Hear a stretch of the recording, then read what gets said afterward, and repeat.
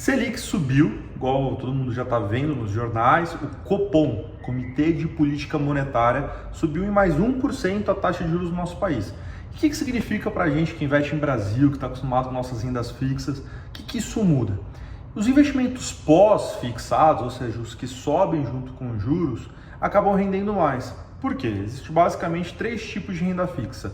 Pré-fixado, se é 12% ao ano, é 12% ao ano e acabou. Se a Selic for para 13%, você não está acompanhando mais.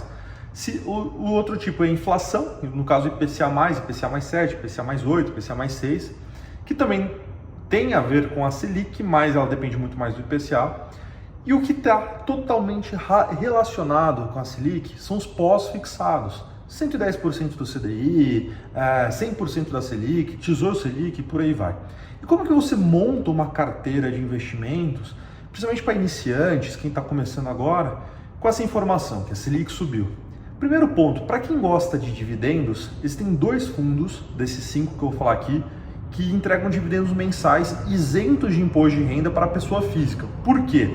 Fundos imobiliários entregam dividendos isentos para a pessoa física ainda, Fiagros entregam dividendos isentos para a pessoa física ainda. Eu falo ainda porque esse governo atual, até o passado, é incerto, então pode mudar aí no Congresso, e no Brasil sempre aconteceu isso, então a gente não sabe por quanto tempo vai ter essa isenção dos dividendos, mas é bom a gente falar aqui. Primeiro fundo, RISAC11, que é o código na bolsa. Ele é um fundo imobiliário de CRIs. Atualmente, vocês podem ver aqui na tela que ele tem 40% do portfólio em CDI mais 4,37%, ou seja, a Selic que subiu hoje para 13,25%, esse fundo se beneficia porque é CDI mais 4%. O CDI ele acompanha a Selic.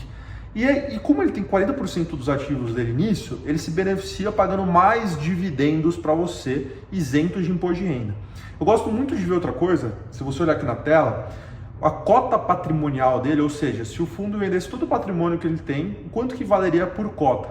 Ele está em R$ 88 a cota patrimonial, sendo que ele está sendo negociado na bolsa hoje, agora dia 29 de janeiro de 2025, a R$ 73,80, ou seja, bem abaixo da cota patrimonial. Vocês conseguem comprar mais barato no mercado que ele vale de patrimônio. E outra coisa que é interessante nesse fundo imobiliário, ele é um fundo imobiliário de CRI, ou seja, dívida imobiliária, um fundo imobiliário de papel, é que ele tem 42 ativos. 42 ativos é muita coisa, ele é bem diversificado. Lembrando, pessoal, fundo imobiliário caiu um monte nos últimos 12 meses. A gente está num momento muito parecido com aquela época da Dilma, que a Selic estava vindo para um topo histórico, logo depois o governo mudou, as coisas melhoraram e a gente teve Selic caindo. Quando a Selic caiu, houve uma migração em massa de renda fixa para fundo imobiliário e veio o rally dos fundos imobiliários em 2019. Só que ninguém esperava isso, ninguém sabia a data exata. Por isso que é bom você estar sendo diversificado na data certa. E a gente vai falar aqui hoje de uma carteira bem diversificada. Segundo ativo, que não sofre tanto com a volatilidade da bolsa, igual o RISAC, mas ele é negociado na CETIP. Existem dois lugares de negociação desses tipos de fundos imobiliários e Fiagros. Um é a CETIP, que é onde você tem menos acesso à flutuação, porque ele negocia muito próximo ao patrimonial, quando o fundo tem boas notícias e por aí vai. E tem a bolsa, que é uma loucura, né? A pessoa fica comprando, vendendo, e aí vem qualquer um e faz o que quiser com o preço. E por que eu digo isso? O PAAG, Pátria Agrícola, ele está pagando CDI mais também. Se você olhar aqui no material de relatório de gestão, o dividendo dele projetado, ele quer ter um dividendo bruto ali de CDI mais 4,9%. Isso é um bom valor acima da Selic. Se você olhar aqui no relatório de gestão também, ele tem aumentado a distribuição de dividendos dele de fevereiro de 2024 para cá. Isso mostra para a gente uma constância e uma melhora na distribuição dos dividendos. O portfólio dele é diversificado em 7 alocações, sendo revenda, indústria, insumos agrícolas, cooperativo, então ele é bem diversificado e traz para a gente ali uma diversificação diferente do RISAC, que é só CRI. Essa aqui é uma diversificação do agronegócio, que foi o setor que sustentou nosso PIB ano passado, né? 21% do resultado do PIB do ano passado foi do agro. E aí eu vim trazer para você também uma terceira opção de investimento, para montar uma carteira de investimentos focada nesse momento de Selic alta, que é o próprio Tesouro Selic. A gente está sendo muito bem remunerado agora para manter caixa D+1. Ou seja, tesouro, pedir hoje, o resgate amanhã entra na conta. A poupança, que é o investimento mais falado, né, ela rende 70% da Selic. Se você migrar seu dinheiro da poupança para o Tesouro Selic, você começa a render 100% da Selic. Então é muito legal isso. Por um dia de resgate, você já começa a render bem mais. Sai de 70% da Selic para 100% da Selic. Então a gente está sendo bem remunerado para manter caixa. O que é bem remunerado? Se a Selic está 13,25, você ali só para ter o Tesouro Selic com resgate rápido, você vai ganhando mais de 1% ao mês. Diferente de 2 anos atrás, que a Selic é abaixo de 11%, você não ganhava isso para manter um caixa.